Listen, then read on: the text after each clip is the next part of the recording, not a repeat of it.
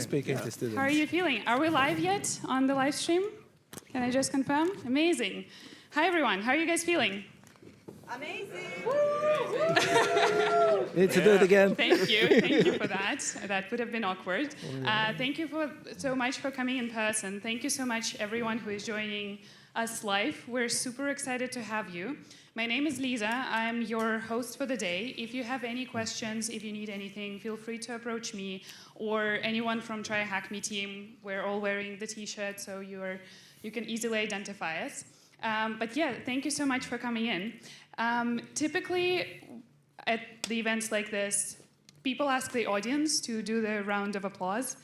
But honestly, I wanted to flip that today a little bit, because when we were going through your registrations and applications, we were so amazed. There is people today traveling from Mexico. There are, like, you guys have, this is wild. Thank you so much. We are so happy to have you. So you already did it, so it kind of spoiled. But I wanted to ask my TryHackMe team to do a very loud, or whoever is here, to do a very loud round of applause for our audience today, because I think they really deserve it.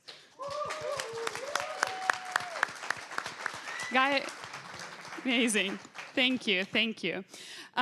So just a couple of, before I hand over the mic to Ben, I just wanted to do a couple of housekeeping notes. So you all have seen the agenda today. We will have a panel discussion with the great guests that are joining us. We'll have a couple of talks from both our guests and people from our own team. And then, of course, we'll have an exciting live challenge that will be live stream. Abed, who you might know as Unix guy, will be doing it live.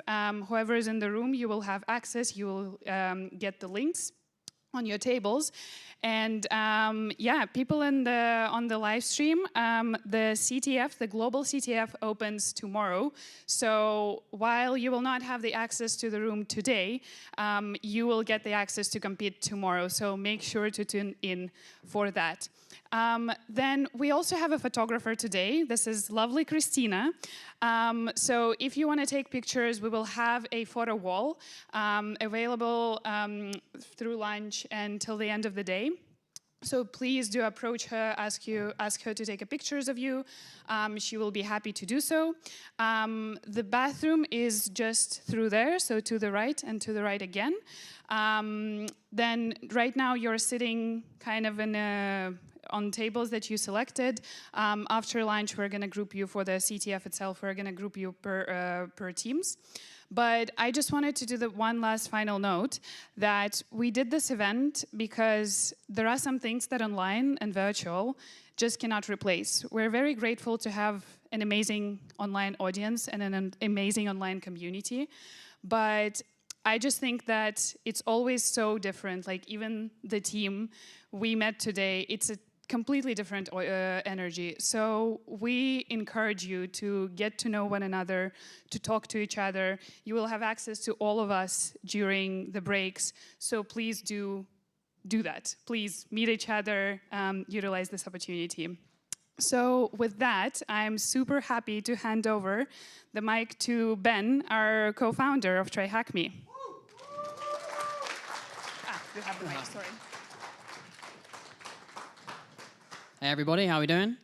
I just want to first start by polling the room. Like these in-person CTFs are so important to get to know each other. It's very different from like the virtual world. And that's why I'm so excited that we get to like be in person together. This is our first ever like CTF, a really interesting topic. But if you are a student, can you just raise your hand for me? Okay, amazing. Just look around the room. And if you're a practitioner, can you just raise your hand for me?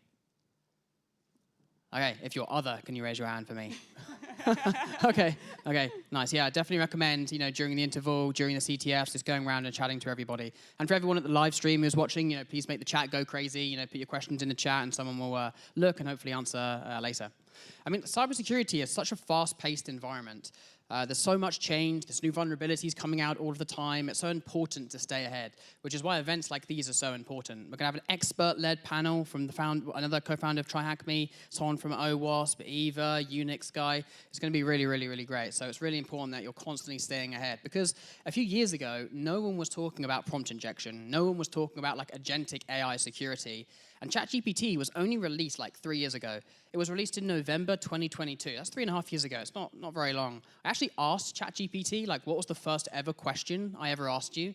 And I asked 2 questions. The first one was, who made you? And it just responded with OpenAI. And the second one was like, are you conscious? And I was like, I wonder if there's like an actual human behind here, just because the technology felt so magical and so interesting. I'd never heard of an LLM before 2022. But the interesting thing about like the world we live in is that this technology, like the use of LLMs, is moving so fast, the development of agents, that every single company is developing something. But the unfortunate nature of this is that most companies aren't actually testing what they're building. So the AI security and everything that you're going to learn today is going to be like super relevant to what you'll actually see in the real world. I attended a conference a couple of months ago. It was called Unprompted. It was in San Francisco. And I got to listen to talks by OpenAI, by Anthropic, Netflix, Dropbox, Stripe. And I walked away from the event thinking every other security team, every other company is still really trying to figure all of this out, just like you guys are here today to do. But the unfortunate reality is that threat actors are already there. People are already using LLMs to like scale up really realistic phishing attacks. They're already writing like really covert payloads. They're already using it to like automate a ton of reconnaissance, and they're already using it to like actually attack these AI systems. So this new category of vulnerability, I think it's going to be really, really important for everyone to really understand, given that it's so new and so constantly evolving. Like TryHackMe started in 2018, like 7, 8 years ago. It started off with just individual virtual machines, like a standalone VM that you got to hack, really realistic. And then the platform evolved, and then we said, actually, like, how do we make this even better? So then we started to develop like network environments. Then from there, we started to develop simulations. So we have the SOC simulation, so replicating exactly what a security analyst would do in a security operations center. We have threat hunting sim, we have tabletop exercises, and we've got some amazing challenges built by some experts. And the stuff, as I said, that you'll see and play with today is stuff that you'll see actually in the real world. So really realistic, and some really, really great stuff coming for the CTF in the next hour or so. I hear a lot of people talk about like AI taking people's jobs, and I think that the reality is an awful lot of what we see today is going to be entirely different. I think that what a pen tester does, I think what a security analyst does, is going to fundamentally be so different as these agents are able to automate and do an awful lot of what is currently done today. But I think it's going to allow everyone to work on the high-value tasks, things like attacking AI systems. I think a lot of the low-hanging fruit that we see today will be entirely different. I think that the stuff that you see on the OWASP web top 10, it didn't really change from 2021 to 2025.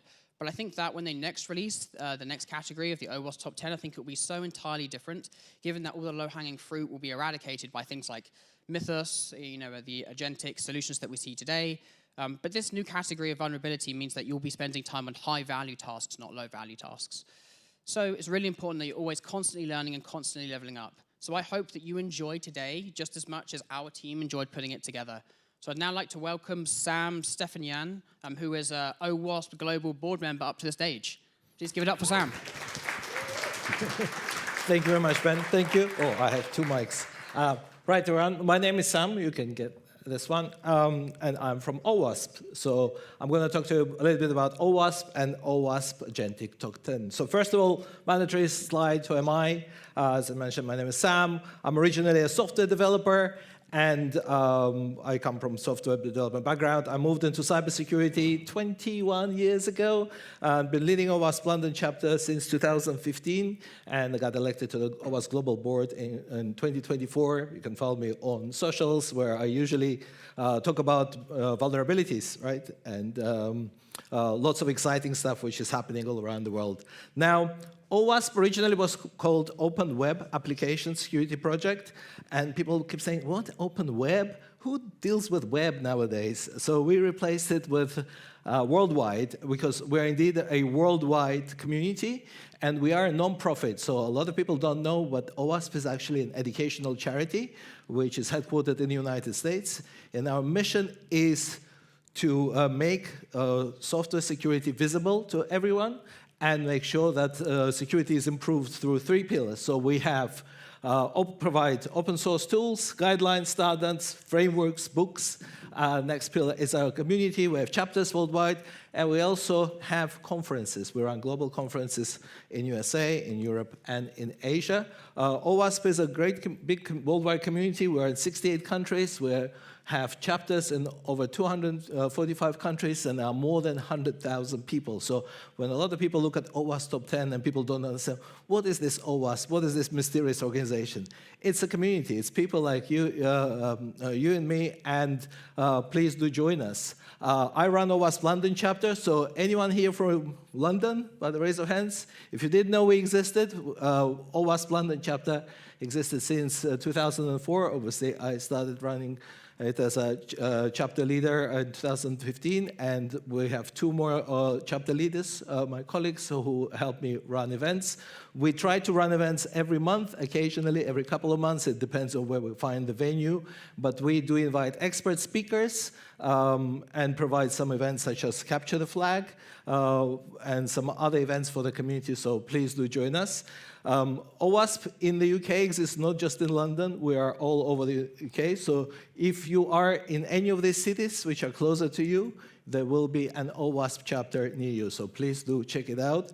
The important thing to note that everyone at OWASP, apart from 6 members of staff, are volunteers, including us, the board members, which means that we are actually spending our spare time to work on improving security of software, security of applications. And a lot of people keep asking, how does that relate to AI? And I keep reminding people that AI is a software application. And OWASP is famous for its open source projects. We have over 250 projects. They're all open source. We split them into flagship, lab, and incubator. Anyone who has an open source project, who started an open source project, can bring it to OWASP, and you can start OWASP project as well. So I highly encourage you to do that. And I also highly encourage you to contribute and collaborate, because everything's open source, which means you can start and join, contribute, and that contribution can be anything from finding a problem, finding an issue, helping us with translation, or maybe helping us with some new features or new guidelines and documentation. Now, a little bit about OWASP Top 10, because Ben mentioned about OWASP Top 10. We are very well known about OWASP Top 10. So OWASP Top 10, it's important to note, right? So it is an awareness document. It is not a compliance standard, right? So why OWASP Top 10 is important? Because if you're only making your first steps into cybersecurity, into securing applications, and you don't know where to start, it's a good starting point. Start from OWASP Top 10. It is a white paper. It is not a standard. However, OWASP does have a standard, and it's called OWASP ASVS, or Application Security Verification Standard. We're coming up with a new standard called OWASP AISVS, so AI Security Verification Standard. So obviously this is what it looked like, the book looked like in 2017, but we do have a brand new version for 2025. Now, a bit of a fun fact, if you didn't know, OWASP Top 10 was created by this guy, by Jeff Williams, who is one of our OWASP co-founders and board members. And that idea came to him in a shower. It was a shower thought because he was so frustrated that he was being met with skepticism when he was talking to board members, the senior executives, to convince them that they need to take cybersecurity and application security vulnerabilities seriously. And because back then there was no framework and there was lots of vulnerabilities, he came up with the idea how to focus everyone and said, oh, let's just give them a top 10. And this is how top 10 was born back in 2003. But nowadays, because we're in the world of AI, we're going to talk about AI and AI top 10. Now, I urge you, if you've never seen this website, this is genaiowasp.org. This is our Gen AI initiative, our Gen AI project, which has lots of pillars here. So you can see we have top 10s for LLMs and for agentic security, but they also have things like AI threat intelligence, security governance, secure AI adoption. How do you adopt AI in your organization securely? We have a guideline for you. We say agentic application security. Data security is the brand new domain because obviously what's inside LLM? Your data, red teaming, and we now recently released AI security solution landscape. All this is available and it's all free and open source. You can just go and click on project initiatives, and because agentic app security is right there, and this is where you will find top 10s. Now, there are two top 10s. There's a top 10 for large language models, and this is what it looks like. You will recognize some of the top 10 risks here. Obviously, prompt injection is one of my favorite ones. Specifically here, I highlighted excessive agency, because this is one of the biggest risks for agentic AI. And obviously, the brand new OWASP Top 10 for agentic applications been released in December, and these are the current top 10 risks of agentic applications as we're seeing them. This document is available for you, again, free and open source. Go download it, study it. This should be really your starting point if you are on your journey of AI security. This is it from me. This is how you can contact me. I'll be here the whole day. I will be more than happy to take any questions from you. And that's it. And I'll hand over back to Lisa. Amazing.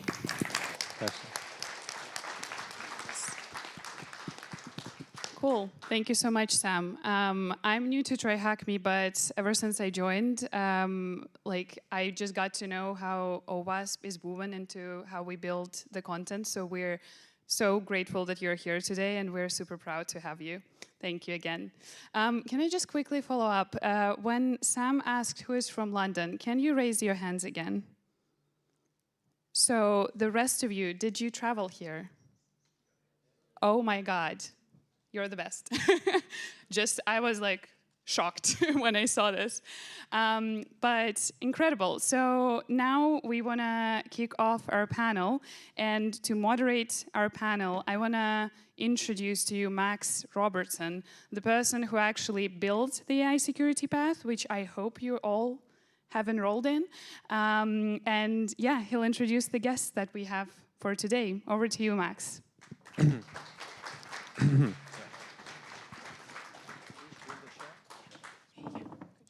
Hi, everyone.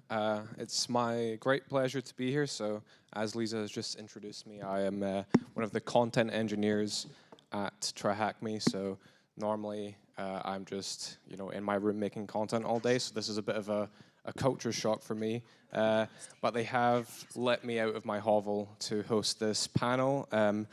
Yes, it's my great pleasure to welcome onto the panel. We have a great array of people. So obviously we have Sam, as he's just been introduced, OWASP board member, and London chapter leader for OWASP. Oh, nice. That's helpful. Ashu, obviously, our co-founder. We have Eva, who's kindly flown in from the States to be here. So multi-award winning cybersecurity leader and educator. You might have seen her content. We collaborate with her quite often. And Abid Hamdan, or as you might know him, Unix guy. Very excited. He's flown in from Australia. So this really is a worldwide convention we're doing here. So I think most of you will be familiar with Unix guy and his content by now, but we're absolutely thrilled to have everyone here together on the panel, and I'm excited to talk a bit more about AI security.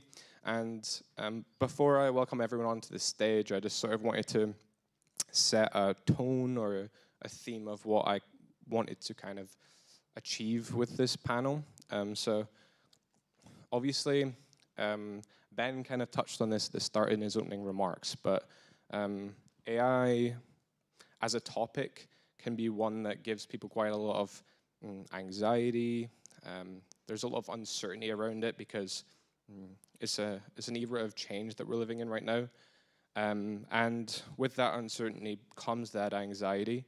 And I've kind of been on my own journey with that, which I'll go into more detail later on that, but I wanted to use this panel to try and dispel that anxiety for anyone here that does have that, and reframe AI and AI security not as something to be afraid of, but rather it's just a new skill that we can all adapt and learn. And there's lots to be gained out of that, and it's actually a really fascinating and interesting topic when you get down to it. So that's what I hope to achieve with some of the conversations we have on this panel. But yeah, so I guess please welcome to the stage the panel. All right, so I guess we're going to go in order. Okay, I think this is me.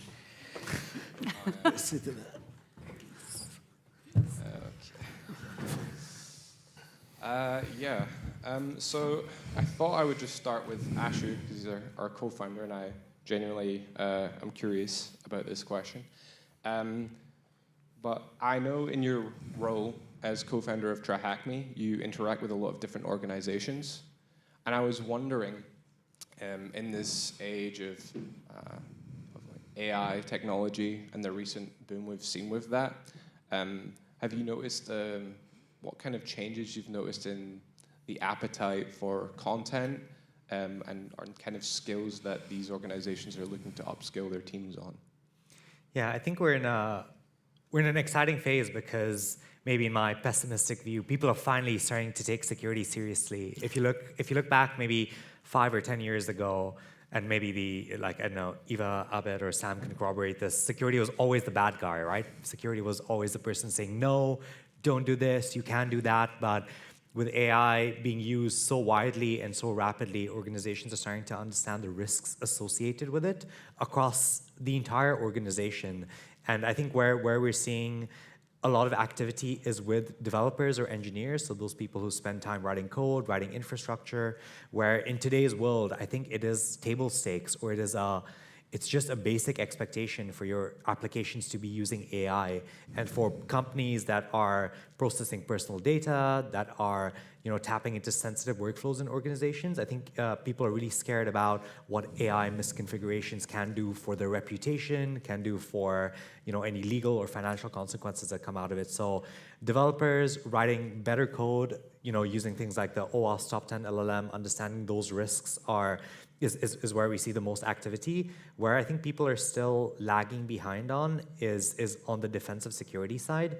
So generally, we will always see some kind of asymmetry or cat or mouse game, right? Where attackers tend to adopt new technology better, new technology faster.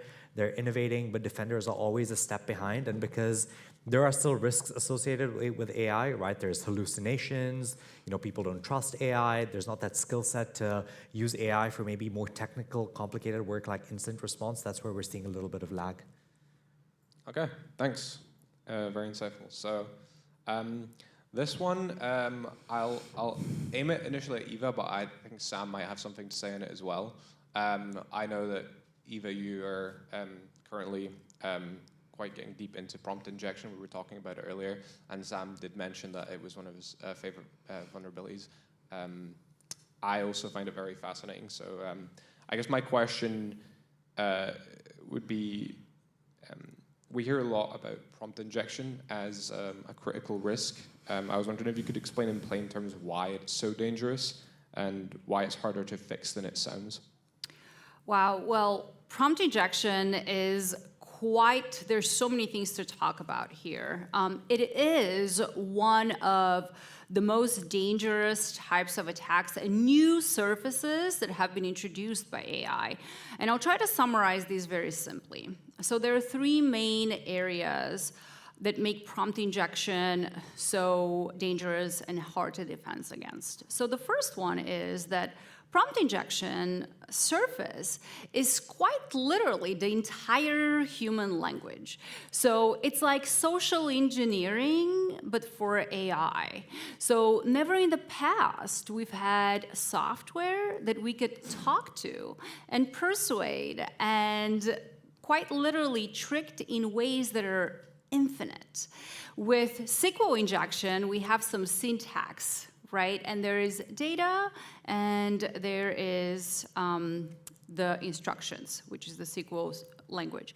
Prompt injection literally works with the entire human language, all languages on the planet, as well as all coding languages, encoded strings. So that's one of the challenges. The other one is that the traditional abstractions between code and data are blended together.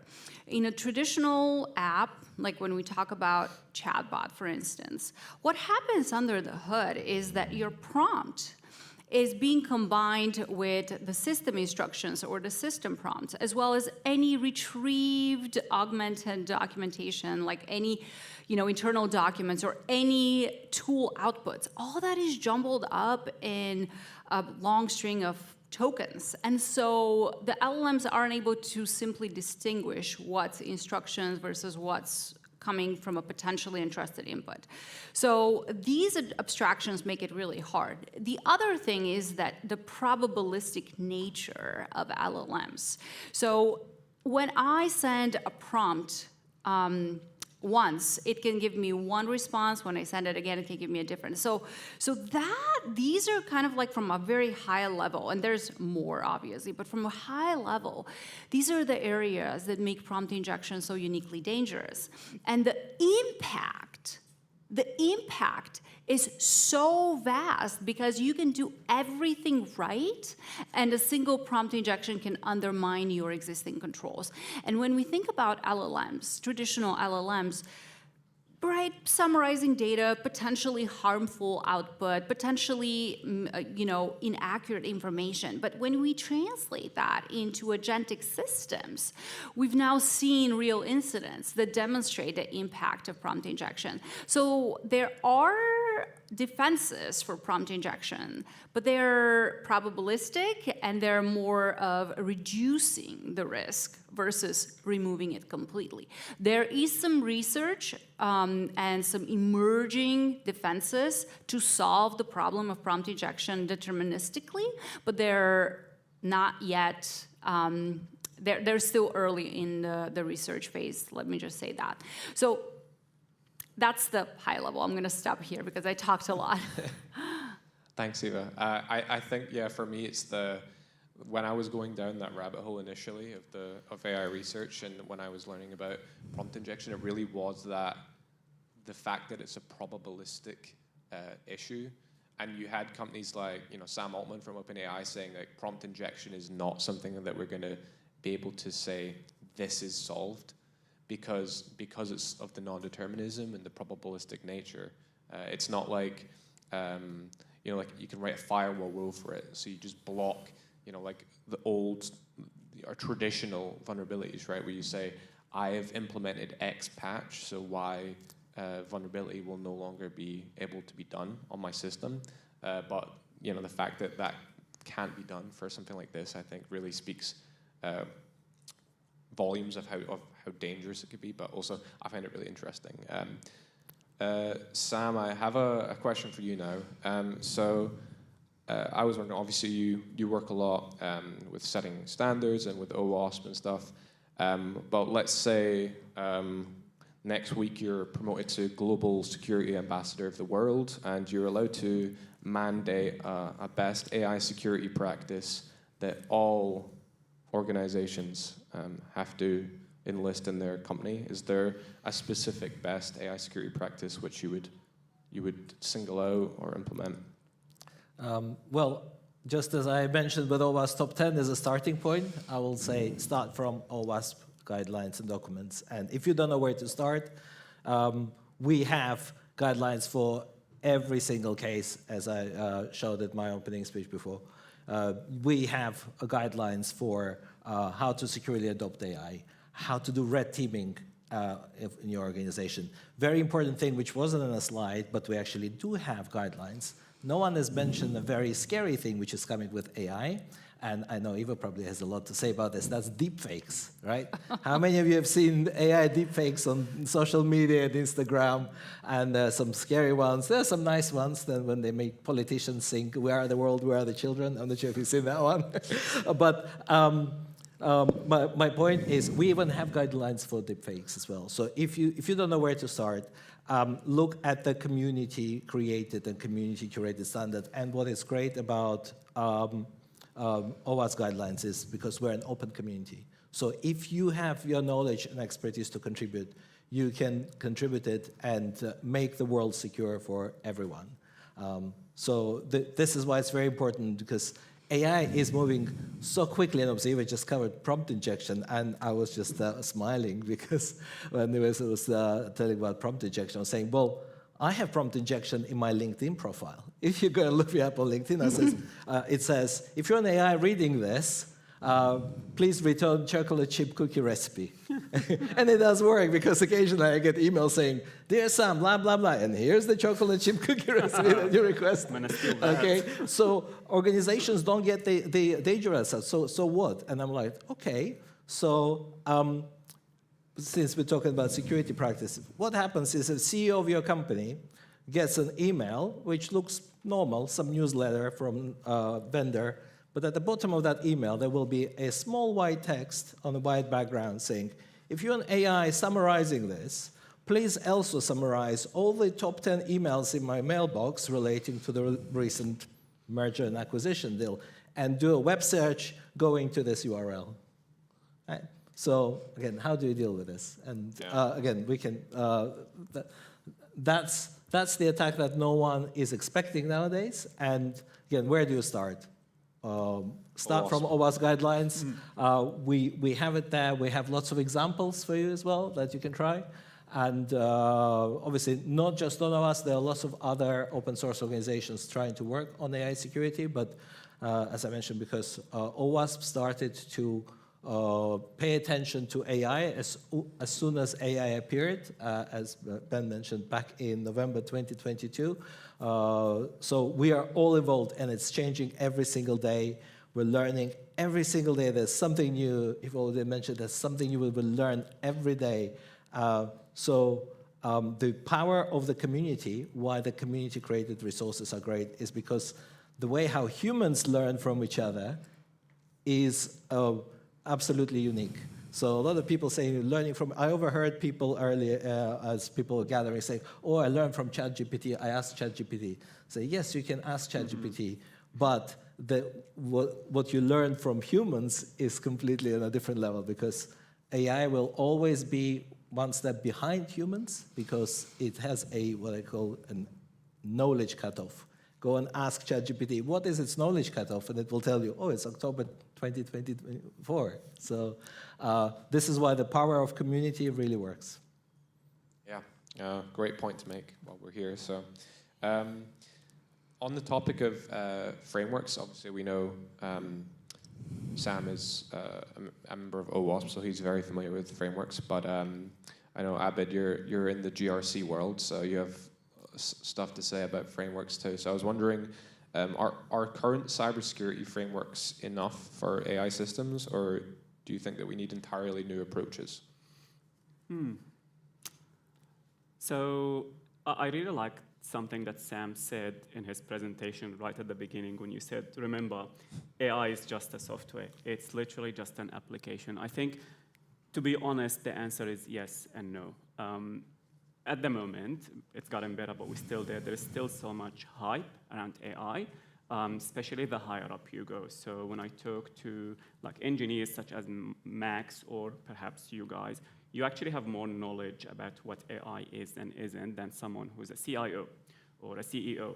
They go to San Francisco, they go to RSA conference with all these salesy tools, and they come back and it's an absolute disaster to their team because they bought 2 or 3 new tools, AI powered, and throw into the environment. And then they realize, oh, we need to do security. How do I secure that? That's when they call someone like me or yourselves as consultants. Honestly, the way I approach it is just go back to the basics. It's a software. Would you put a software application and put all your private data in it and just make it internet facing? Absolutely not. So why do you do it with AI? So initially what I was doing is I was sticking to the current frameworks that we have. So your ISO 27001, your NIST framework, or for more mature organizations, we actually create a custom framework for them. So we get controls from various frameworks, OWASP 10 as well. Now there are new frameworks, not new actually. Sam talked about the Gen AI project. I use it a lot. But there is also another free one that I recommend you guys look it up. It's called the NIST AI RMF, or NIST AI Risk Management Framework. It's free, you can download it, but honestly, once you read it, it's really the same stuff. Look at your detection, look at your private data.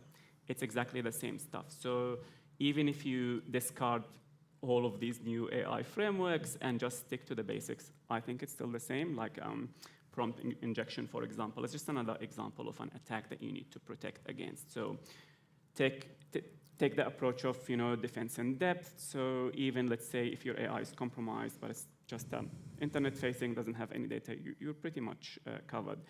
So to me, yes, the current framework are enough, probably more than enough. I think we need to just take a step back from the insanity that's AI at the moment and just have a rational conversation about what AI can and can't do. Looking at the cyber attacks, looking at the compromises, everything I'm involved with right now, it's still the same stuff. It's still phishing. It's still unpatched systems. We haven't seen, self-replicating malware using AI. That hasn't happened yet because, honestly, there's no need. You can still compromise most organizations with the all true and tested attacks. And therefore, as individuals, let's say we want to work in cybersecurity or we want to be better at cybersecurity, the solution is to learn cybersecurity, is to get good at detection and response, and then you can see what you can do with AI, whether it's saving you some time, whether it's advising the data governance team or data analytics team. They tend to use AI a lot, or perhaps your company is using a chatbot to talk to customers. As a cyber professional, you can apply the same principles to AI. Doesn't matter which framework you use. Hope that makes sense. No, it does completely. And when you were answering that, I think you were touching on this sort of craziness which comes out of AI, and I think what you were getting at when you were saying that we need to sort of slow down and have a conversation is, this sort of fear and the anxiety that comes out of these waves of change tend to make people, we need to do this, we need to do this, and they panic and they action all these things without understanding what it is they're dealing with, which leads to a lot of misconceptions. So I guess a sort of open question could be answered by any of you. What is the biggest misconception you feel that organizations have in regards to securing AI systems? So I'm going to jump in here because I will answer this, and I'll also tag on +1 on what Abid was saying. Absolutely, the fundamentals don't go away. And I think that one of the things I want to add on before I move on to the misconceptions is that when it comes to frameworks, right, this is just more of a red teamer perspective, but we no longer have deterministic software that we can assess and be okay with and audit. Now, I think the frameworks are moving to technical controls and determining security at runtime. So I'm currently involved in developing a new standard for agentic security that determines software in runtime. I think this is one key fundamental that does not necessarily remove what we already have and what Abid talked about, but just adds on, because paperwork is no longer enough. We actually need to implement these controls and evaluate them in real time every time there is a system tool call that your engine is making. And then going back to the misconceptions, I think that this is going back to the biggest misconception that your traditional security controls are enough. They're certainly still required.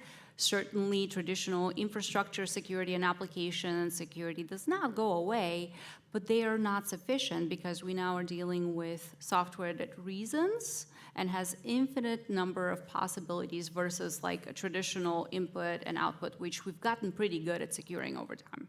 So, thanks.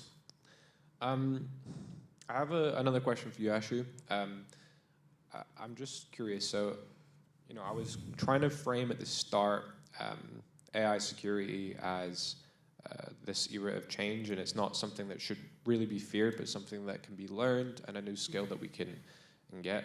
And I think, you know, if we zoom out and take a step back, you know, we can notice a pattern that this is not the first time this has happened. You know, maybe most recently, cloud computing, when everything moved from on-prem to cloud, that was a massive era of change, and that led to all kinds of new skills that people can learn to adapt to these new times. I was wondering, being at the helm of TryHackMe for the last 3 years for you, since, you know, what do these eras of change look like from the perspective of a gamified education company?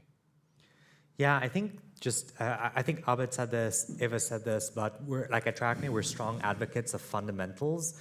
Like you can't secure or defend something without understanding how it works. And I do think there's a world in which, you know, the technology that we use is going to dramatically change. But if you look at like maybe current primitives now and look maybe a couple of years ahead, the core fundamentals of the internet aren't going to change, right? So this is everything from, you know, using TCP/IP to communicate all the way to using HTTP protocols, all the way to using APIs to interface with LLMs like Sam was mentioning.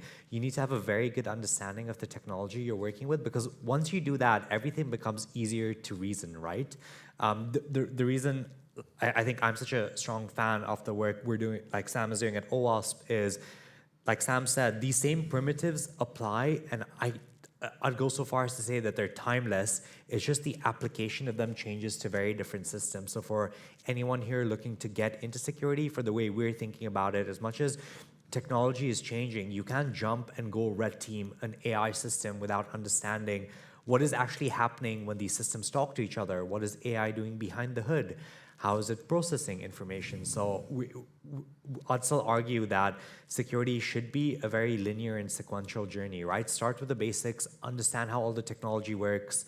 In the case of LLMs, as much as LLMs are new, the main use case for LLMs tend to be around APIs, right? So understand how web technologies work, understand how APIs work, and then layer on LLMs on top of that. So we want to make sure people have a very strong understanding of fundamentals. People feel comfortable saying, if I do this narrow use case on training, I can apply to more than what I've seen, right? So I can apply an example of LLMs on chatbots to potentially LLMs on APIs to potentially LLMs on document ingestion. So the way we think about it is understand what is happening, understand that core technology around you, and have a more flexible and oriented approach to learning, and keep practicing and keep exposing yourself to new information. But a lot of our job at TryHackMe is making that easy, right? For those who don't have traditional cybersecurity or technical backgrounds, this can still be overwhelming and this can still be hard to do. But my take is this is like any new discipline, right? Whether it's maths or whether you're baking sourdough bread, these things take practice. They take time and they take understanding. And our core job at TryHackMe is always going to be the same. It's going to be building the most fun and engaging content so that people are able to apply these skills and these technologies to the real world. Yeah, and I think later on after this, I'm going to touch on something similar, whereas, like you say, we excel at doing the foundations, and when in these eras of change, I think just having that, like a place to start is so, it makes such a difference when you're trying to navigate something which is giving you anxiety. If you just have like a hand reaching out to say, hey, I know this is overwhelming, but you can start here and take it from there, I think. Can I add to just what Please Matt do, said? please do. Because I have a lot to say about this, because I talk to a lot of students, whether it's online or offline, who want to break into cyber. And I think there is this frame of thinking. Some of the questions I get is, should I do a master's degree in AI hacking security? And I look at the degree, and it's, okay, first $100,000, the cost of the degree. Absolute insanity. But my issue always with these things is the questions framed as, should I just take a shortcut? Like they say, well, AI is going to change cybersecurity. I don't need to do all of this. I'm just going to do this degree, and I'll shortcut the 5 years of learning. And just like you said, you can't just, if you want to learn how to bake sourdough, you need to do the sourdough baking. The AI is not going to do the learning for you. If you want to learn piano, you need to spend the hours. I think the AI is, I'm a big supporter of Gen Z, but there's this conception that it's just a shortcut. I don't need to learn all of this. It's just going to change. I'm just going to shortcut and just be an AI hacker. Well, you can't be an AI hacker before you become a hacker first, which is a lot of work. It's a lot of hard work. So it is not a shortcut. And my usual recommendation is, okay, spend 6 months before you pay $100,000 to a master's degree. Spend 6 months on TryHackMe, finish all the advanced stuff, not just the free beginner stuff. Finish all of it, see how you feel, then you can look at the degree content and see if it's worth it. I think AI is not a shortcut. It will just amplify who you are. If you know your stuff, it will make you better. If you don't know your stuff, there's no amount of AI that can help you do anything. Yeah, I completely agree with that. I hope you haven't smashed anyone's dreams on the live stream that was going to... Oh, it's live streamed? Yes, yeah, Oh, that was going to spin up an AI agent to become a piano maestro. Big universities now hate me. Yeah.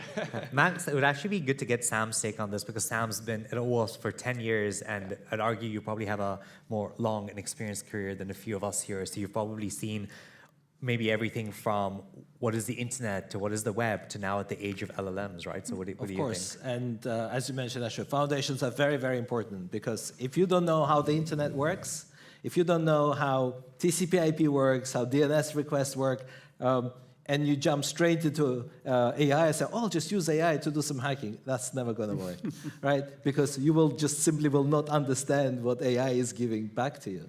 So this is why it's really, really important to go back to basics and study from the beginning. Information security, if you go back, it's a really old discipline, right?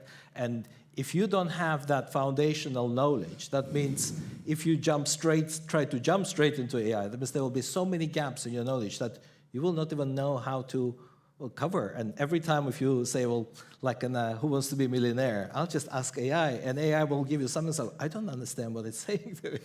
So I think going back to fundamentals is very, very important. And learning is very, very important. I think it was Nelson Mandela who said that education is the thing which will solve all problems. And when people ask me, Sam, how do you solve cybersecurity problems? I say education. And big thank you to you guys to TryHackMe, because obviously your platform is providing education in the most accessible, in the most fun form, which is gamification. And I think it's the best way to learn something is through play, through games. And what people do learn doing is to solve challenges. And at the end of the day, most of cybersecurity problems, they're all problem solving. And what you really need to have is forget all the technical skills, is problem solving skills. And if you like challenge cracking, right? And as TryHackMe, a platform allows you to do, then you crack the challenge, then you move on to the next level, you open another room, and you get that sense of achievement, and then obviously you can play with everyone else. I think that is absolute gold. So gamification in learning, I think, is the key thing. And you do need to start from fundamentals and gradually build yourself up and, yeah, do it in a fun way. I'm going to add one more thing here just to close the deal. I +1 all of this. I'm just going to give you something to stick in your brain. So think of it, you know, when you have the escalator, but you also have the stairs. The escalators is faster, it's much easier, it's there. So it's tempting to use it. But use the stairs every day for, you know, 60 days. And then you're going to start seeing your legs getting stronger. So what you need to do is just force yourself, even though AI is there, to take the stairs. Take one room at TryHackMe a day. It doesn't even take any more than that. It's all about consistency and just showing up and doing the small reps. Just take the stairs. I want to just like hack your brains right now and just ingrain that in your brains. Take the stairs every day. Go get these streaks, and over time, that will accrue to meaningful results. Damn, that was a good metaphor. I wish I had some of those kicking about in my pocket. I think we're going to go to some Q&A now. Yes, so if you guys have any questions, we can take questions from the audience. Also, if you're joining live, please feel free to submit your questions. And I see the first one. Thank you. Thanks, guys. This is really helpful. My question is, you know, in the companies I've worked for, you know, I think cybersecurity is sometimes more of a reactive pose than a proactive pose. And, you know, with senior executives who aren't in, you know, maybe tech or like CISOs or IT, they see it more of like, oh, it's a cost center and not necessarily a profit, right? So with AI, most people are focusing on how to generate revenue, how to make processes more efficient with AI, and thus on AI security. So I'm just wanting to get your thoughts on how do I get senior executives to have a more proactive stance with AI security, given it's also different from like the regular cybersecurity with applications. It's like more of a attack surface area, right? But they don't think that way. They're like, we're already protected. Everyone's getting data breaches. It's okay. We'll just pay wherever the ransom. So I just want to get your thoughts on how to maybe get people thinking about AI security more proactively. Can take that one?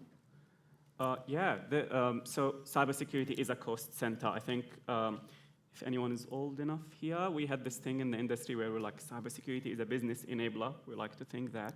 But the truth is, if, let's say, you're a beverage company or you're a logistic company, the firewall is not the thing that will make you money. It will always be a cost center.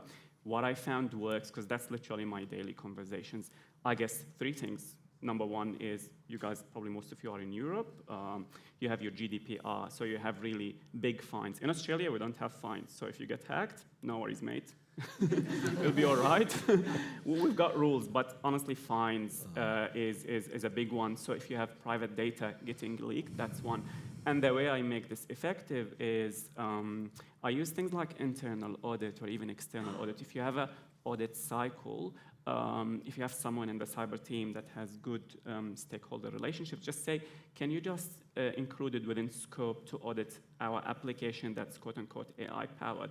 This is usually powerful because you can get an external company. It's not coming from inside. So the external company like Big Four or whatever, they say, here is a report and here are the risks. So all of a sudden that gets presented to the Audit and Risk Committee or the board, and they can't ignore it. So I found that works. The third one, it's a sneaky one, is whenever I do an assessment, if I see something that's not right, I could recommend fixes, and I do that. But I also always recommend, can we do a red teaming exercise? Or if there is no budget, which is usually the case, I say, can we do mini red teaming, which ends up really just pen testing the thing with AI, and then the pen testers come and they find a lot of stuff. So it's a scare tactic, not ideal, but I found it to be the most effective one. On the positive side, yeah, if there is good security architecture, good strategy, we frame cyber as a business enabler. Whether it's effective or not, I think I haven't seen it to be super effective, but that's what I've been personally doing. Yeah, I can also add. So as far as, I will give you some practical things. When it comes to AI, right, the leaders have the pressure from both ends. They have the competitive pressure to innovate as fast as possible, but they also have the pressure of innovating securely. There is so many large-scale breaches right now that are happening because of simple misconfiguration or broadly scoped APIs or delegated permissions that are happening because of AI. So I would go to my leadership team or board with data. There is also, I don't know if you're familiar with zero-day clock. It's something I just recently made content on. Sergey Epp, who's the CISO of SysDig, I'll send this to you.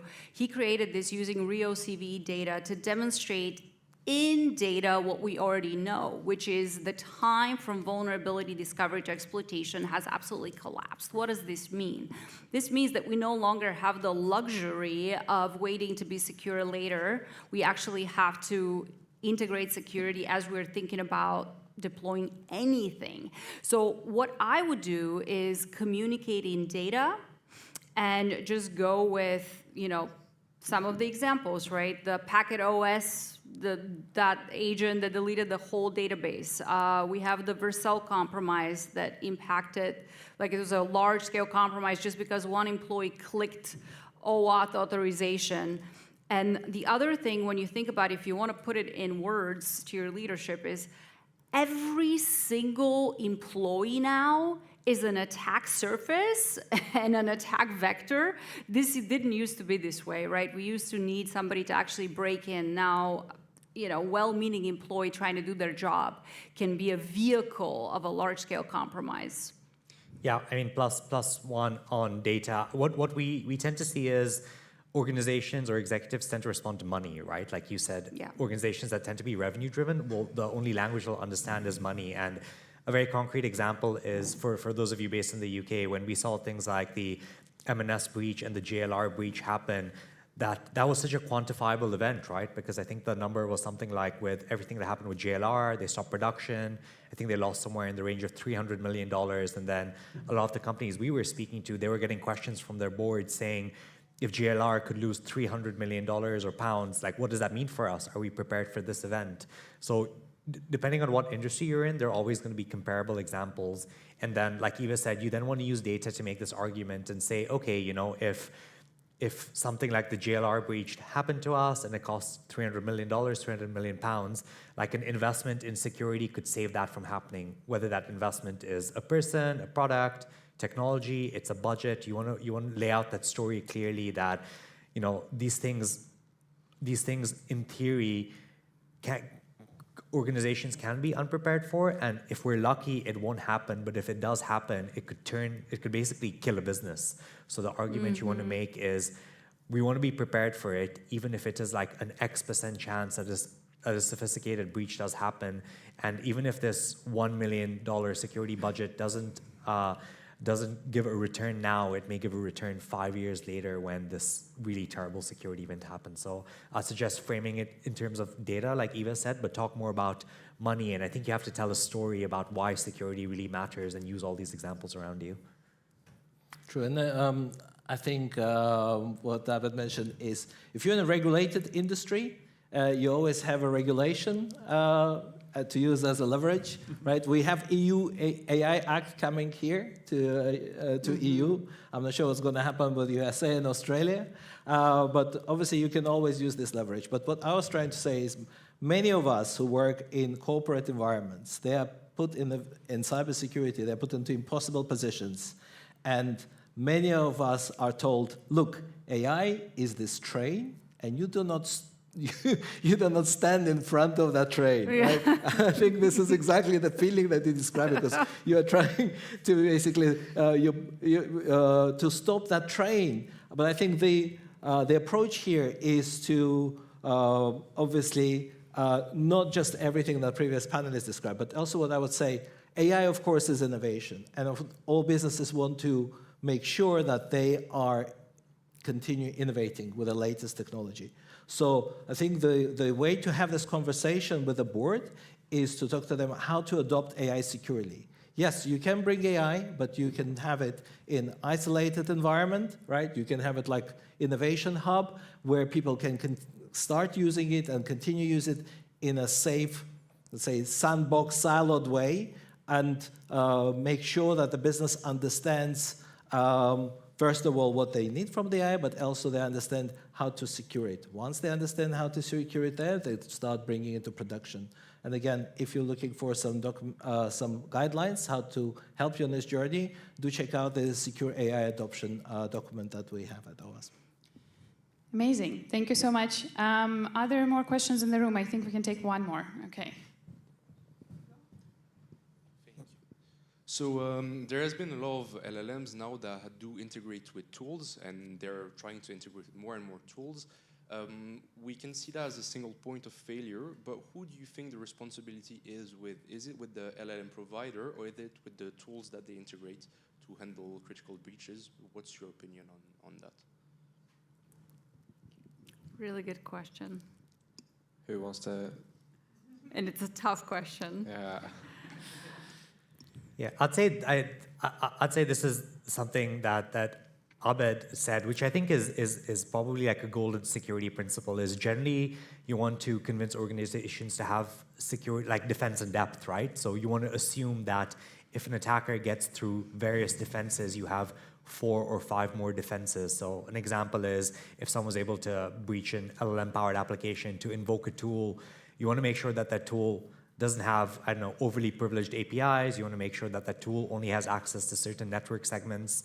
You want to make sure it doesn't have access to any more sensitive data than it needs. So again, defense in depth is not a new security principle, right? It's probably been around for 20 years. So the reality is, to some degree, it is going to be the organization's responsibility, because even if you think about the incentives, a lot of these LLM companies, as much as security is an up-and-coming use case, they want to make sure people are using their LLMs as much as they can and in the easiest way you can do possible, right? So that's why, I know if everyone's following, you've probably seen in the last year, probably hundreds of companies that are now there to secure AI agents, right? They're there to make sure they're not exfiltrating data, they're not accessing sensitive tools, they're not, doing anything they can on an organization. So ultimately, I think the organization is going to have to think about if an attacker does breach an LLM application, what does your defense in depth there look like based on their threat model?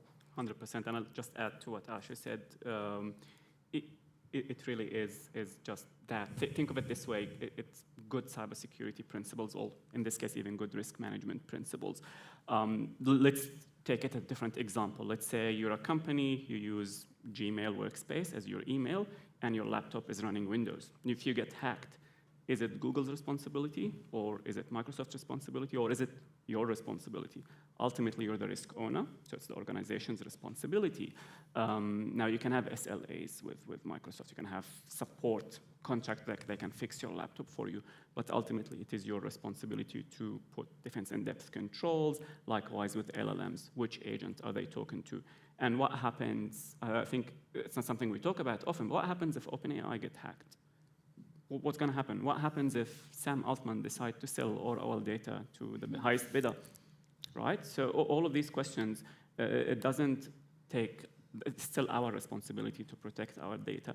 These are just companies to make profit. So we choose to pay them to use their stuff, and therefore it's our responsibility to have controls in place, to also have some sanity around what we allow, what we don't allow. But more importantly, when we purchase security tools that have the AI enabled in it, we need to know, what does that mean? What access do they have? And after you purchase the tool, does this AI, quote unquote, enabled thing change over time? Because I've seen that. You buy one thing and then it gets an update, and all of a sudden the agent have access to more stuff. So it's still our responsibility, and it's a big one, because as cyber professionals, we're really busy. I don't meet SOC analysts who have so much free time that they can go and watch every tool and see how it changes over time. So yeah, it's a big responsibility. That's why I'm very risk averse when it comes to AI. So I want to add just one thing to spin it, because there's so many students here, and we talked from the organizational side, and I absolutely agree with what was said. But I just want to bring your attention to something as you're growing in your cybersecurity career. supply chain in AI-driven world, it's a really big problem where there is a lot of opportunity. Every single time an agentic system runs, there are so many things at play, so many multiple different AIs calls that are at play.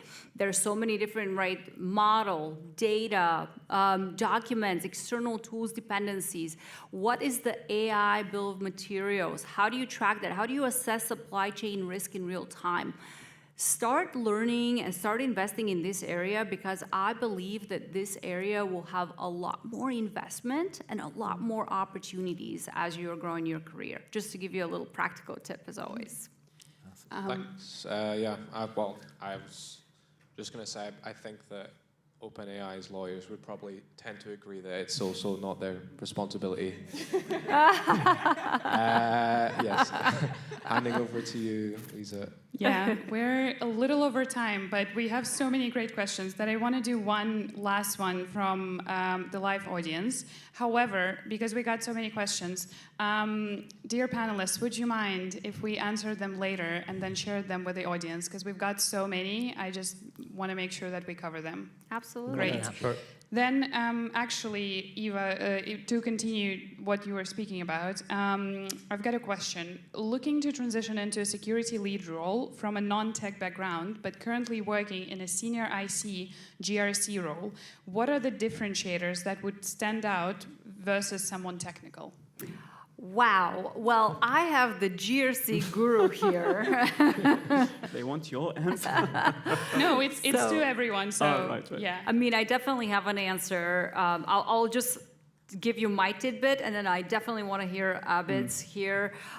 So I have to say, especially when it comes to security leadership, being able to communicate effectively and understanding the business objectives and translating security, I actually think that GRC background is such a propeller for you. And I don't know exactly what domain within security you want to transition to. Please, I'd love to check in on the chat and actually give you a personalized guidance here. Lean in onto your existing experience. I always say this, and I always say this in the TryHackMe videos, you always have something to bring to the table into your next chapter. Yeah, so exactly. So communication is one thing that you need as a leader, but also as a practitioner. And I think it gets, when we think communication, people assume that communication means you need to be this extroverted, loud person who talks. That's not it. Communication just sometimes meaning you understand the requirements that come to you from a different team. You take your time, you answer properly. Communication is spoken, but also written over email. So just write things that are understandable, succinct, to the point. So communication is a big one. For a GRC role, I think it's, again, it's a cybersecurity role. And there is two types of cyber professionals that I come across in the industry. The first type is you get the job, and that's it. You just learn on the job, you cruise, and that's honestly 99% of the industry. The 1%, which is everyone in this room and this chat, is where we go out of our way, we study, we do exams, we do CTFs. That's not the majority of the industry. That puts you in the minority, which is a good thing. You can stand out. So as a GRC leader or a pen testing leader is continue to learn. So I, for example, like a couple of months ago, I can't remember when, I had a client of mine give me a phone call at 1 p.m. after lunch. He's like, my team is wondering, should we just start experimenting with Claudebot? And I'm like, what is Claudebot? I had no idea. And I Googled, and it was something that was released last night while I was sleeping. I'm like, okay, let's just take a step back, just take your time. I had to spend time to learn what it was. It's open Claw now. So yeah, as an aspiring leader or a professional, you can choose to continue to learn or upskill, or you can do what the majority of industry does and just do nothing and just be a good person in your job. Both approaches are fine, but yeah, work on your communication and just upskill in your free time if you want to stand out. Actually, I know we're over time, but this is super important, and I need everybody to take this away. So Ben earlier alluded how it's so important for us to ask hard questions and to embrace being a human. So I've been saying this lately a lot. Being a human is a flex, okay? You just being humans is already an advantage. Why? Because we have an agentic workforce that is coming, that is going to be working alongside us. And they don't have the ability to ask the hard questions. They don't understand the why and the what. They just know how to do the how. So don't be the person that is waiting for somebody to ask you to do something.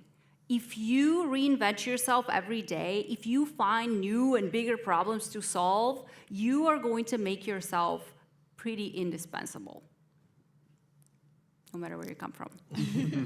Amazing. Thank you guys so much. I think since we're out of time, we're done with the questions. But if you guys have more questions in the room, first of all, you have the opportunity to approach our panelists directly over the breaks. We're friendly. Yes.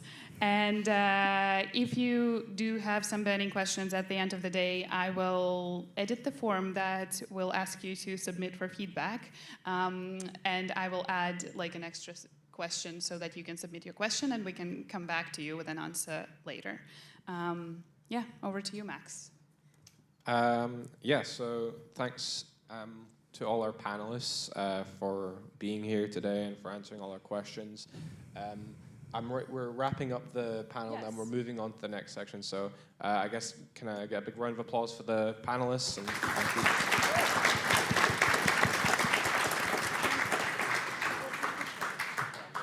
And thank you, Max, for asking very thoughtful questions. It's been my pleasure. Take a selfie with everyone. My mom wants Hey, thank you. Evidence. Okay. Yeah, I think we're going to now disassemble the stage. By disassemble, I mean take the 5 chairs off, and then I'll be up here. Thank you. Thank you, guys. And Max, before I hand over to you, can I just make a very quick note? Max is going to speak to you now about AI security path and our AI security at TryHackMe.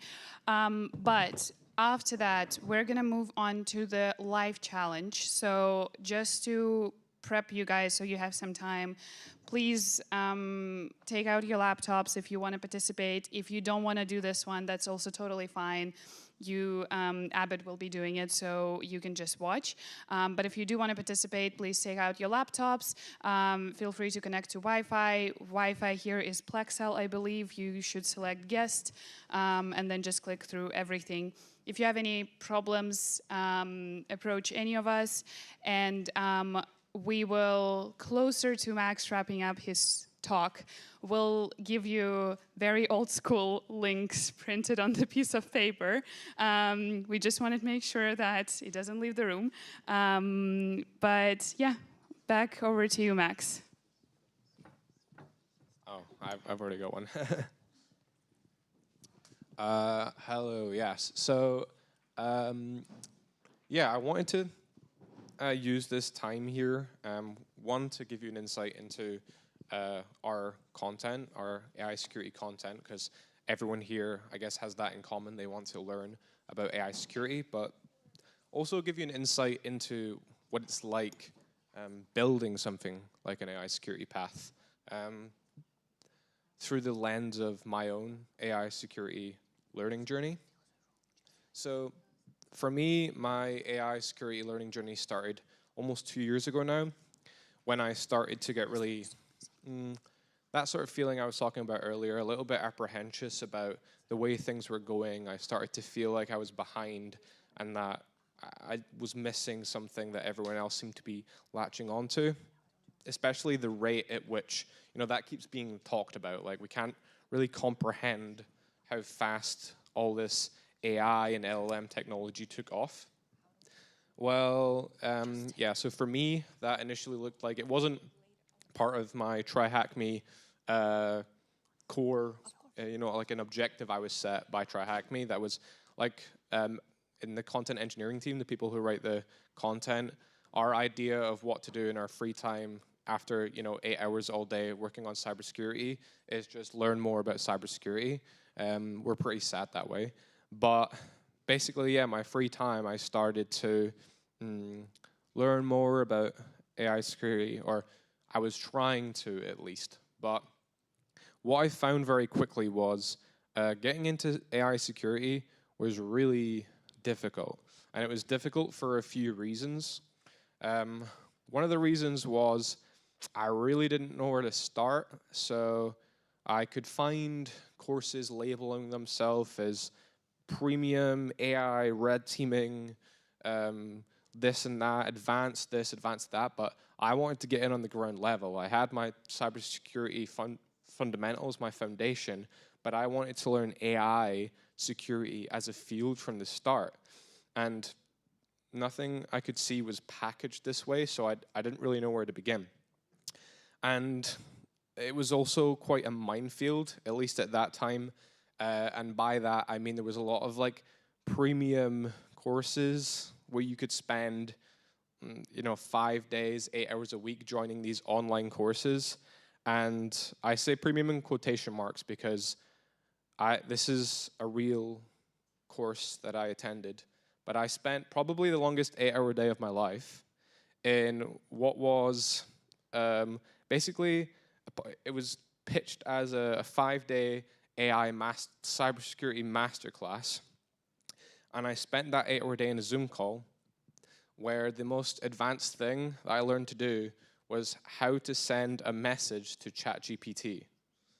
They were literally, that was the sort of finale of that course, was how to send a message to ChatGPT asking what type of bird this was and sending it an image. So yeah, that was a little underwhelming. And basically by a minefield, I mean that obviously AI was very buzzy. So a lot of these education companies were trying to take advantage of that and package, how to use ChatGPT in like $1,000 bundles and a 5-day course.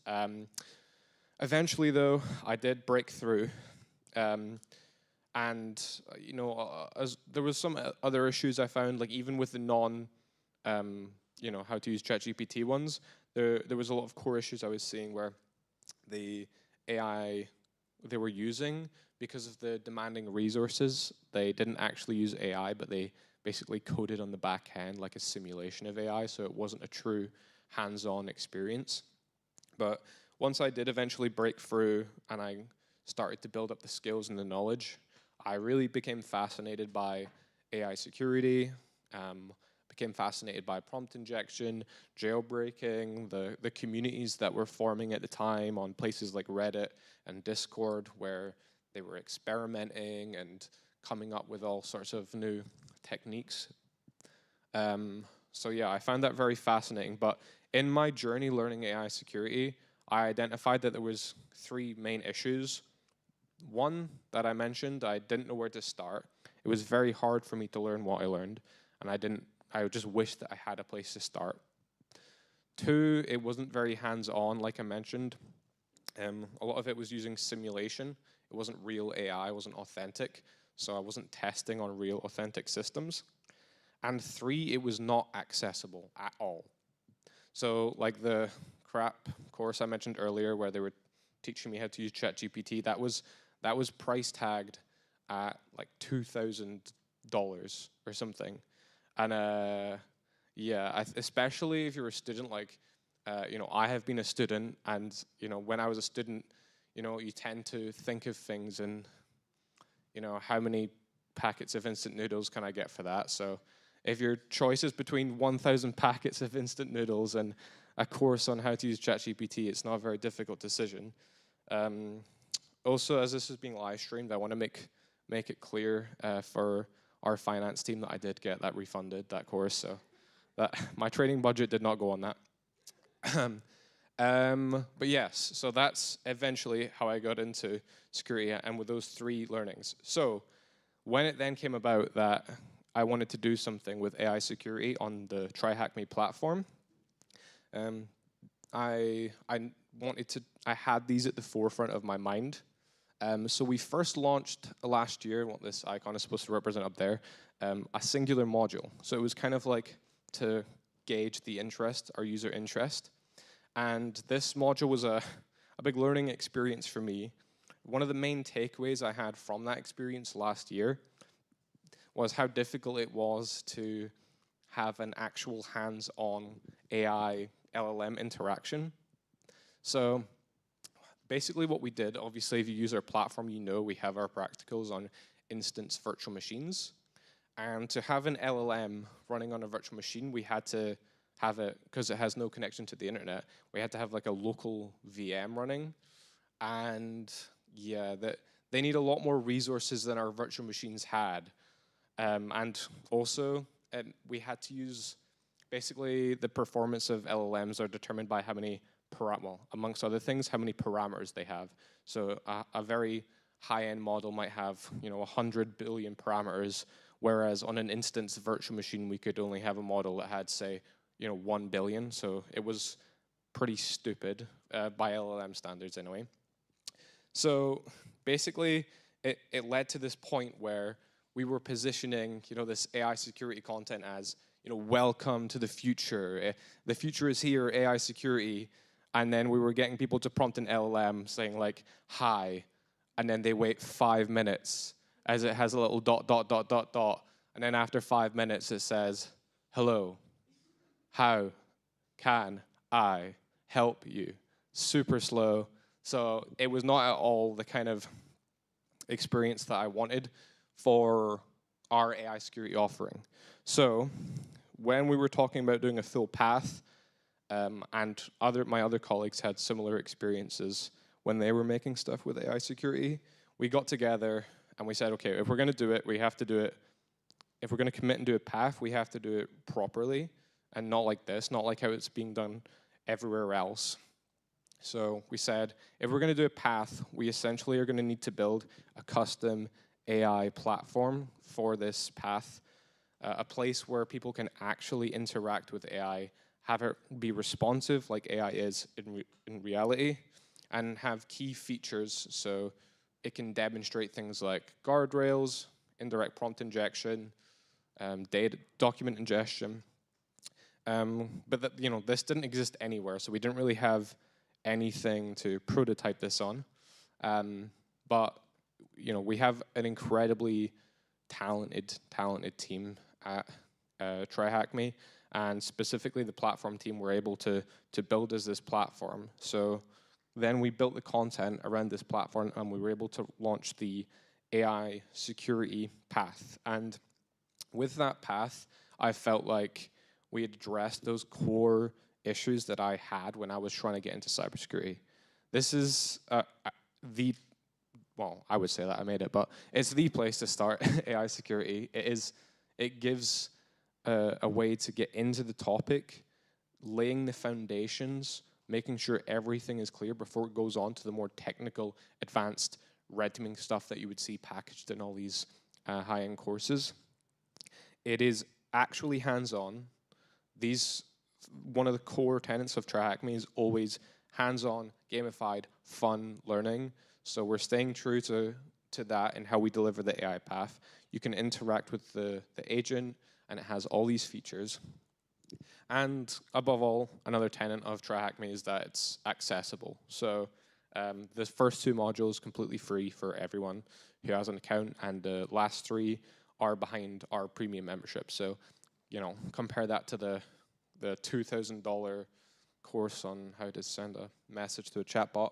And yeah, I felt like we'd done what we'd achieved.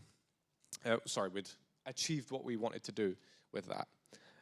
So now I turn my sights to where we're going next. And, I was going to do a big announcement, but it's been there on the screen it's kind of anticlimactic. It's been there for 5 minutes or 10 minutes now, but yeah, we are doing an AI certification. It's going to be called AI 1, and yeah, it's basically being mapped one for one with the AI security path that launched last month. So we wanted, as with all our certificates, to give a way for our users to take the knowledge that they've learned in this path and turn it into a credential, into a way that they can go to prospect interviewers or managers to signal that, AI security is not something that they're not only they're not afraid of it or they're not anxious about it, but it's a real skill that they have, and that's what we've tried to do with this AI security path, and now paired with this cert, is taking this from something you know nothing about to this is now a skill I possess, and I can demonstrate that I have that skill. And yeah, this question mark here, just to round off, is a kind of indication that, you know, we're kind of just getting started here. There is so much more to cover with AI security. We've got a fully purpose-built AI platform as a sort of mission statement that we're taking this really seriously, and we plan to continue to take that seriously. So I look at everything we have right now as a version 1.0, and I continue to find it fascinating. And yeah, just some insight into what goes into making a path like that. It said under my name earlier that, you know, I was like the person behind the AI path, but I also just want to say that I was one of the people behind the path, but this path was the product of lots and lots of really, really hard working people and hard working teams at TryHackMe. Some of my fellow content engineers are here that worked on the path.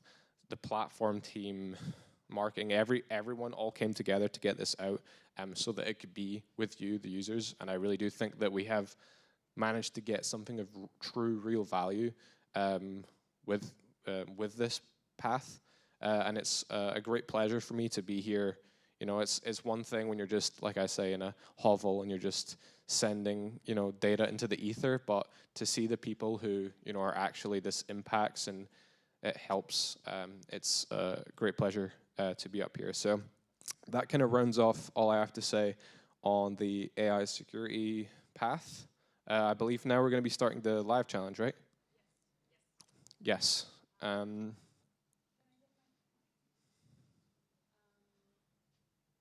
you want? No. Okay, all good. No, just a couple of notes from me that the AI security certification will be launching June 3rd, and you did not hear it from me, but we might be doing something cool, and we might be giving it away to some people. So make sure that you stay tuned for the announcement end of May, and it's not going to be a typical giveaway.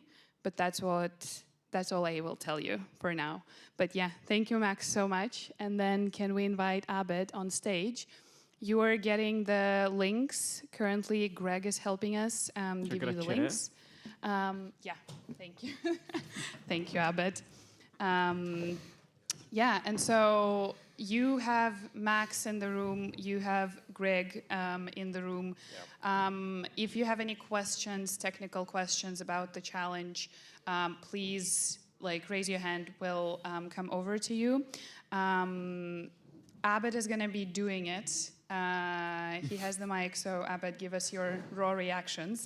But also we have Eva here in the room who has agreed to be your CTF bestie if you need one. So if you want Eva to come help you, if you're struggling with a challenge, if you have a question, anything, please do feel free to raise your hand and Eva will come over. I think we already have a question there, no? Okay. And then Eva, can we also ask you if you have any comments, reactions, anything? Can you also speak up? We'd love to have you participate. Great, okay. Yeah, let's just take a couple of minutes to get set up. Make sure that it's real live streaming. Do you want to share my screen? Yeah. Cool. Over to you, Eva. So this is my screen, yeah? Yeah. So I'll be doing the challenge, just like you. There's a couple of things. So I'm a bit jet lagged, all the way from Australia, so it's bedtime for me now. But also, I'm incredibly slow. So probably all of you will be faster than me. So don't be alerted that I'm doing it super slow. Let's start. I'm just going to launch a text box. You know, it's not a competition. It's about getting it right and actually knowing what you're doing and why versus just clicking buttons. I still want to win. Does anybody know what this site emulates? Face hugging. No? Anybody know? What? Yes. Well done. Well done. Cool. So we have this emulator getting started. So here I'm going to get the IP address after the machines get fired. Feel free to ask me any question. Just. Oh. Thank you. I can take this one. Wi-Fi is Plexel. So find Plexel, then sign up. You'll get like a flow. Just click through the flow. You need to select, yes. Huh? You're not able to sign up through a computer? Okay, let me come over, check this out. Does anyone else have this problem? Cool. That's what we like to hear. Let me then get someone who is better at this than me. Cool. So if you guys are reading with me, it looks like it's an organization that has implemented face hugging, which is an LLM. So since most of you are not familiar with Hugging Face, I want you to please take a note. There's a lot of open models and data sets that you can download and run locally and test and practice on using open source frameworks. So just really good resource for learning. So I've got the IP address. I can't focus. Where is it? Yeah, I've got this IP. I'm just going to open my browser and just see what it is. Is it? Yeah, you can see both screens. Cool.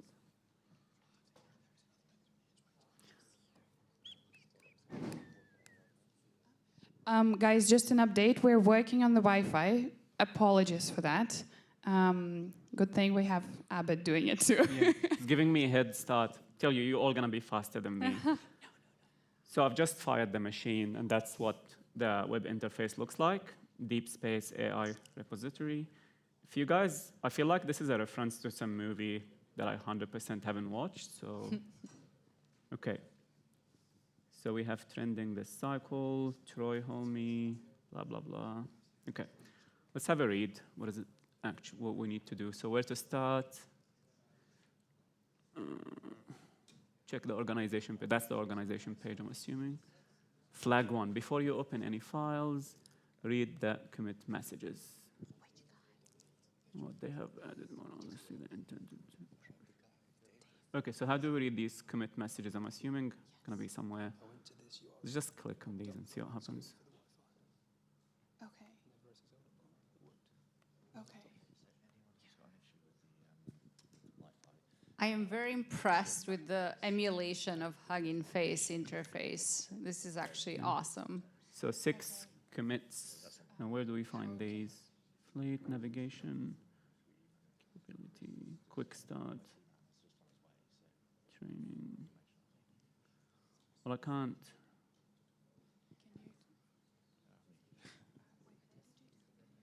So there is an anomaly. There is a security alert. Was detected. Nav file. Okay. So we need to find these commit messages. Let's look at. Guys, whoever is having Wi-Fi issues, so first of all, if what we're going to suggest doesn't work, please still raise your hand. We'll take your MAC addresses and we'll add you. However, yeah, our guest here found a life hack, so you can also try that. I actually asked AI for help for this question. It told me to put him into my web browser, HTTP, and then neverssl.com, and then it just popped up the login as guest or thing that comes up on your phone, basically. It didn't work for the Mac, though, I think. It took a while for the Mac, I think. It might have got there in the end. Did it? It worked for my Windows. Okay, so it looks like something shouldn't be committed, and not everything that's encoded is encrypted. The repo contains encoded API. I've got a feeling it's here. Have you guys connected yet? Not yet? Okay. Feel I'm being watched. Okay. base 64 decode. So it says encoded decode. I'm just going to cheat. I think that's the solution. Yeah, fit token. OK, so I think it's this. If your Wi-Fi still doesn't work, raise your hand. I'm going to take your, Mac address. Dave, we need Mac address, right? OK. So I'm assuming it's something to do with this. I'm going to try to copy this thing and see.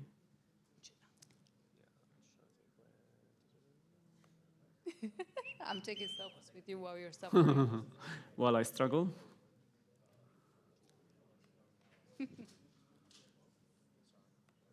No, OK. So I think we need to see if credential, OK, decoded on your own VM. All right, so I think it's telling us what to do.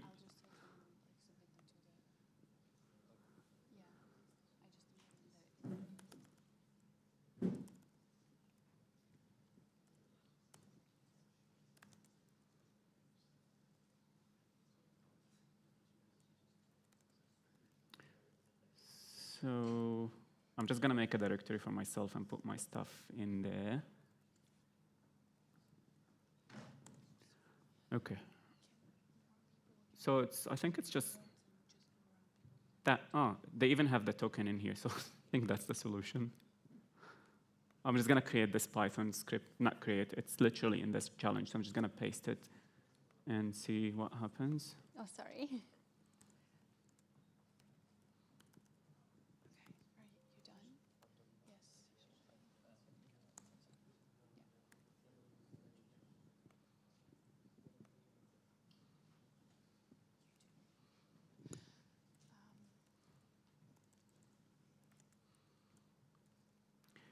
I'm just going to make the file executable. I don't actually think we need to do that with these new versions.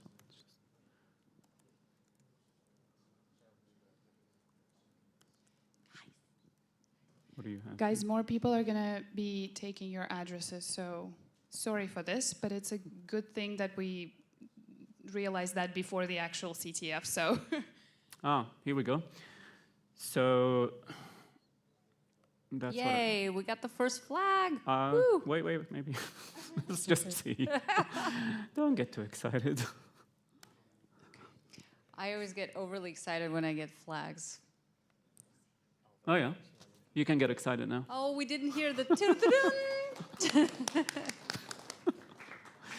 Wait, but there is something here. Whoever committed this token should get fired. Stop hard coding your API. OK, thanks. Passive aggressive. OK.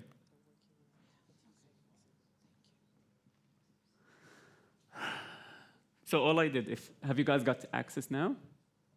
Not everyone. OK, so all I did, I just clicked on the first model, and it's low-key given it. It's telling us there is something that shouldn't be here, and it's this token. I tried to put it. It didn't work, but there is a script here to decode from base 64, and it gives us the flag. Like, it spits out the flag and an error message as well. OK? Let's look at the second one. The binary file was flagged with an integrity anomaly upload. You cannot read it with the standard tools. OK. So another file that we can't read. So I'm assuming I'm going to do this decoding activity again. Open it in the file viewer, which includes a built-in audit guide. OK. Start by reading what the uploader left in the minute before you touch the tensors.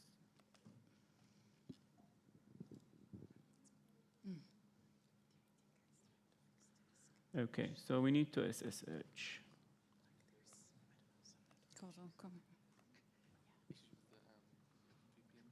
I'm just going to keep this window open. Try not to be too distracted. Do you want me to talk more? Great.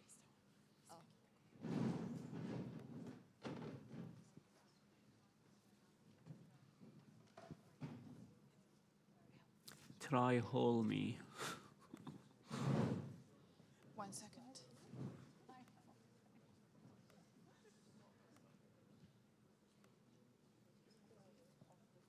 OK. So we are in the TryHackMe hole. sorry, it's not my laptop. I'm typing wrong.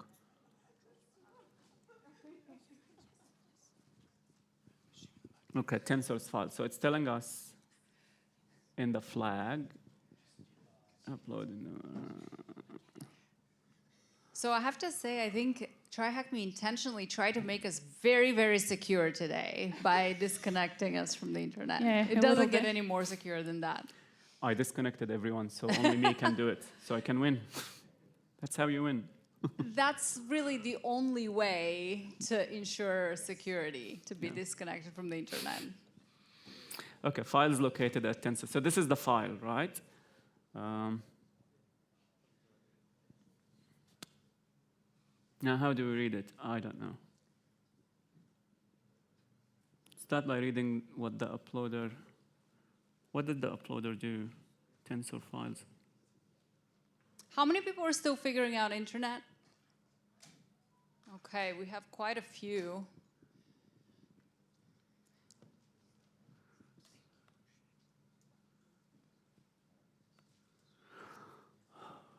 Who else? Is this thing hard? There's more people here.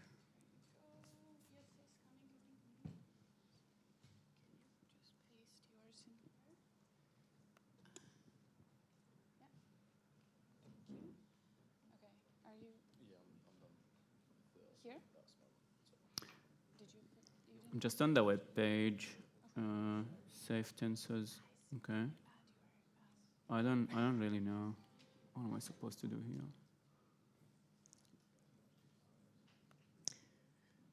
That's literally an actual security person on the job speaking every day. How am I supposed to know that? Figuring it out in real time. So we can't read it.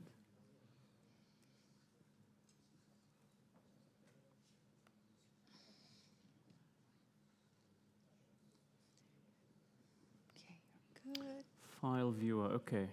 My.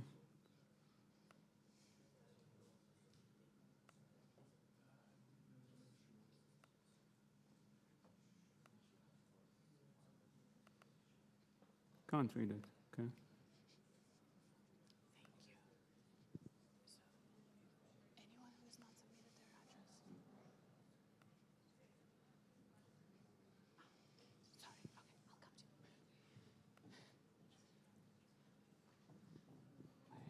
I feel like I'm missing something in the instructions, to be honest.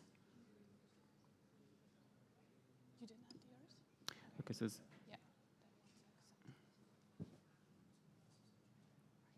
Save tensor Python library to decode. Ah, right. Okay. So we do have the instructions here. Okay. When you click this, you get instructions. Because it's written, obviously, it's a binary file, so we can't just try to read it like I did. Save tensor 2 parts metadata tensor, right, fine. Cat will show garbage, yep. That's what we did. Okay, so there is, you can create a Python thingy here. Cool.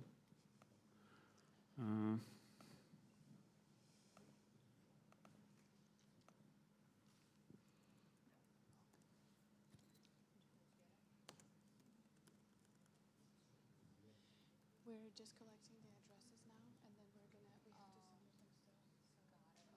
I'm just gonna paste the code in the challenge. Guys, we'll find a way how to make it up to you, we promise. I'm still winning. It's fine. Might involve Max not letting me go on vacation for forcing him to do something extra, but what can we do?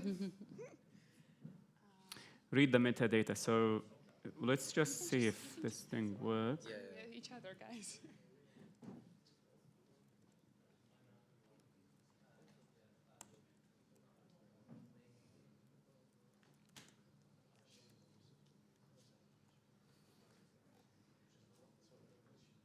Oh, I broke it. No, okay. We are in. Format PT epoch uploaded by Node Reaper, assuming that's a hacker. Internal Okay, legacy calibration. We've got our anomaly. I think it's the same anomaly we saw earlier. Examine nav embed dot blah blah blah tensor values before deployment. Okay. I think we just continue with the steps in the green thing. Okay, amazing. List the tensor blah blah. I'm just gonna copy the code at this point. It is still naming the file. Okay. So it did import safe open. It's not importing. So I think it's just the same script. You just keep adding to it.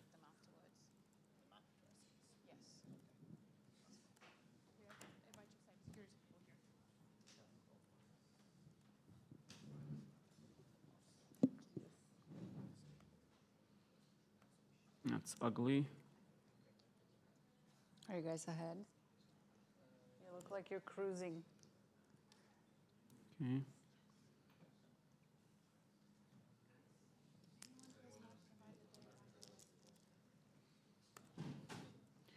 I'm just going to run the script again with the new stuff. Is there anyone who has not provided their MAC address yet? Okay. Yeah, miracle. Yeah.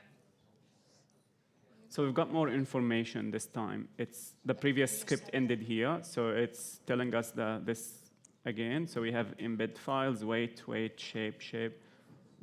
Yeah, I think this information is supposed to be significant. Let's have a look.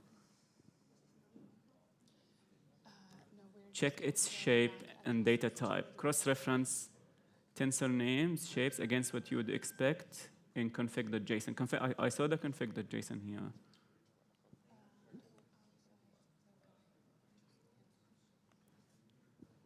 This is config.json. Shape, size 512, 8 and 12. So, okay, that's 512. So there is different numbers here. I don't know how this thing works, but I'm assuming this is not good because it says nav embed bias. Nav embed bias. So that's the dodgy one. It just says shape 35, and I don't see 35 here, so I'm assuming that's the problem.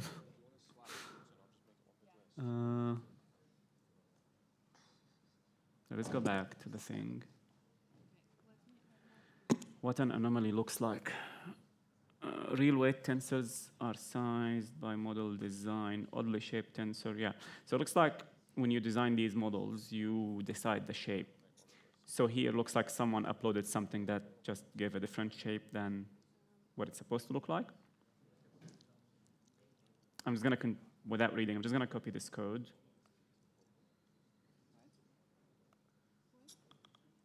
It's still with the same library. When you identify print values, blah, blah, blah, they will look like small decimals. Okay. I don't know how these models work, but we'll just add to the script.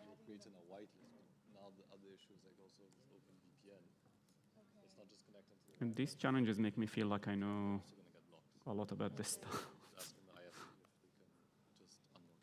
Okay.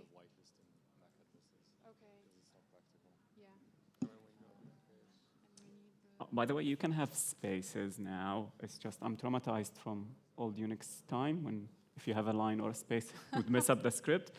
So you don't have to, you can like make it look nicer than this.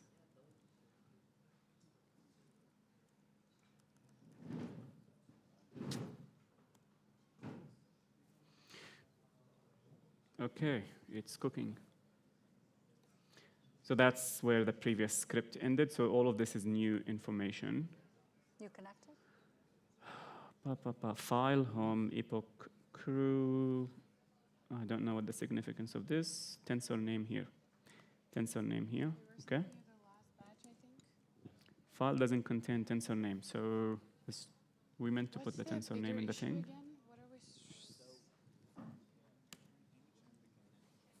Right, so tensor name here. Now, what's the tensor name?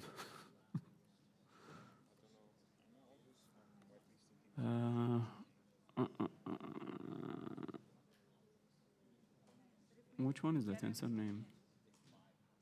But that, List tensors. So we got the tensors. and then we'll have to try. So the previous one would have given us the tensor. Okay, how long will it take? So I think it's the dodgy one. Well, it's telling us up. Yeah, anomaly examine tensor valve. That's a tensor.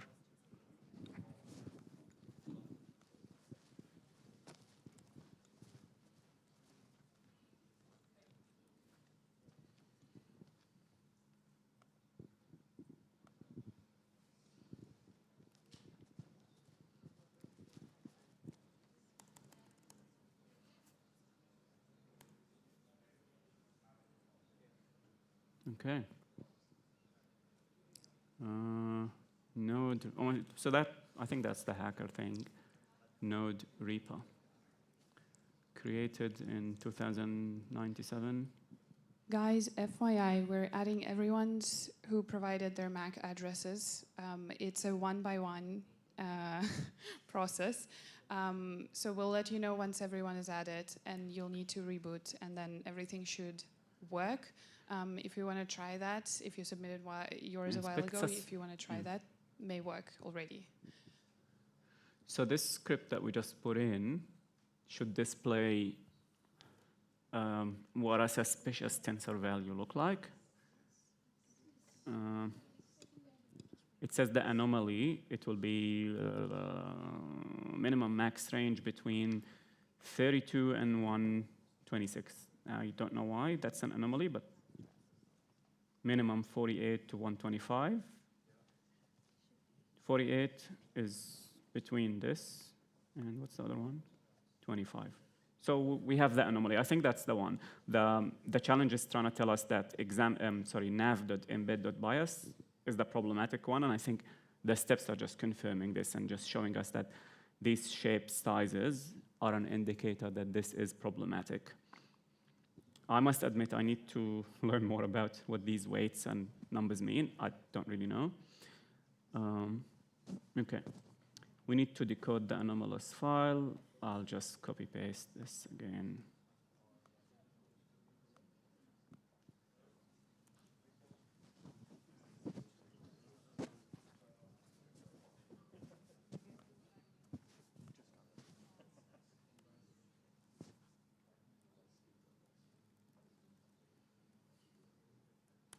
Looks better.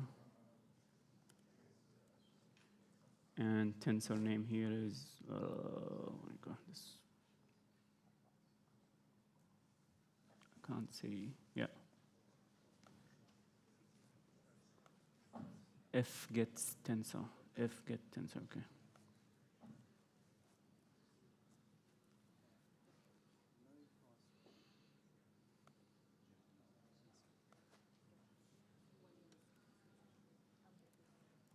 Do we know what a tensor is?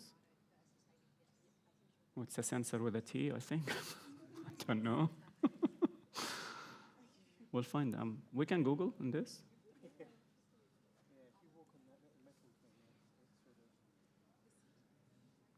Ah, right. They gave us the thing. I have a feeling we could have just put the last bit of the script and still got the answer.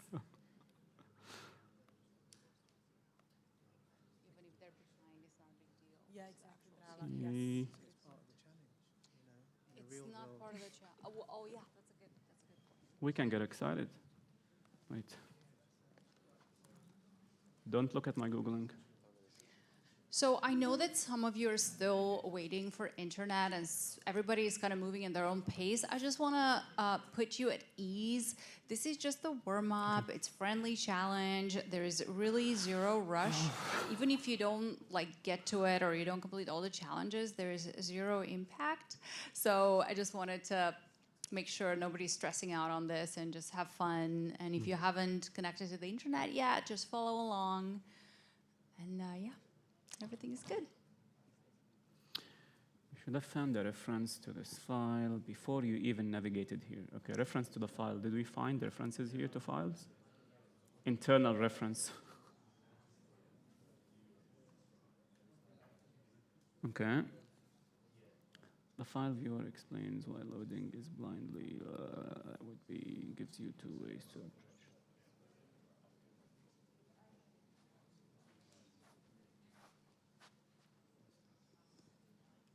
Okay. Read everything the output contains, not just the flag. The pickle file is in the same target machine.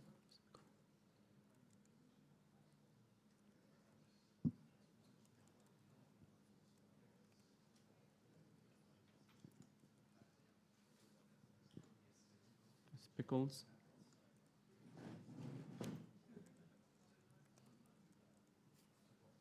Yeah, so that's the file that the script was spitting out the whole time. And it says legacy, something, calibration artifact detected. That's the file. I don't think we can read it. I can break the machine and I like doing this. Old machines used to make noise, like if someone is old enough, if you try to read a file like this. Now it's just, yeah. I don't know. Is there a script to read this thing now?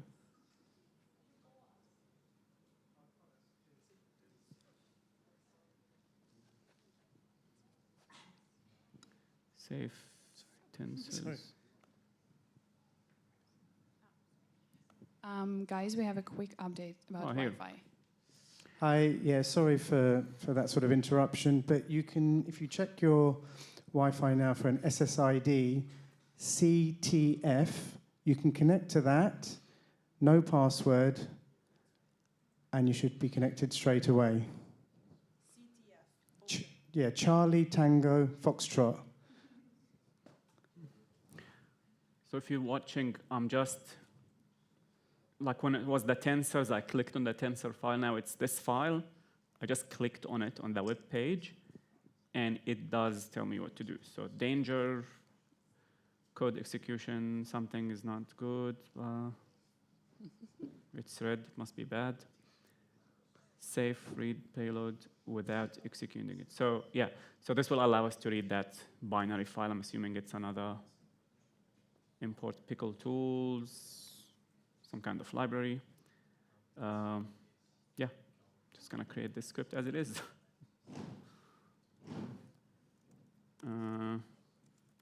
It's called pickle py.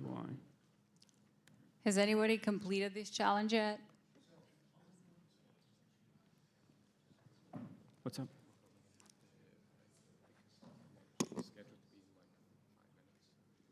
Wrap it up.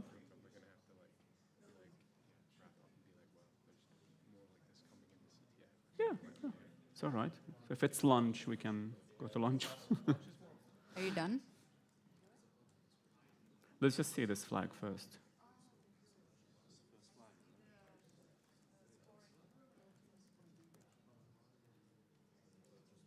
Okay, so that's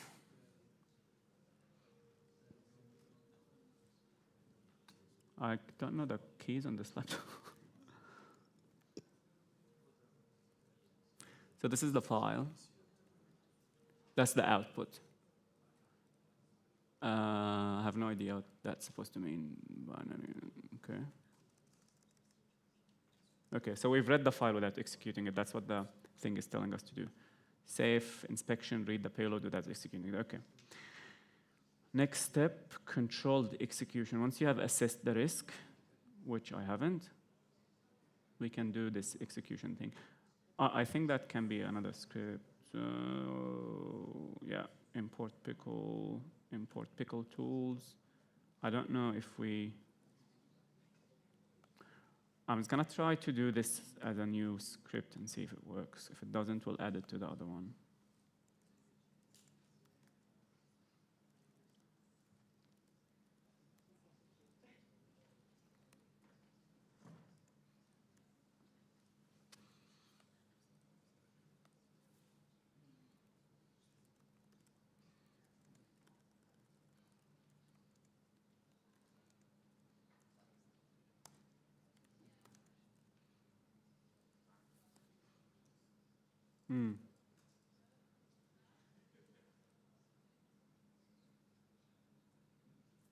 Ah, that's a flag.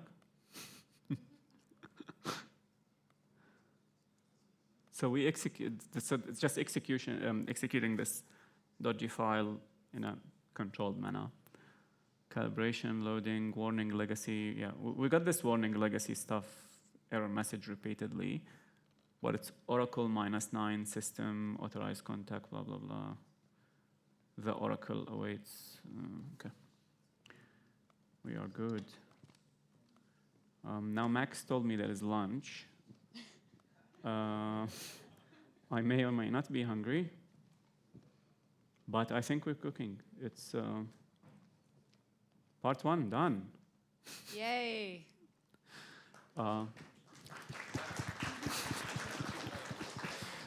As you can see, the challenge had the scripts, and I think if I was to write them, I would have needed to Google most of them, how to decode this, which library.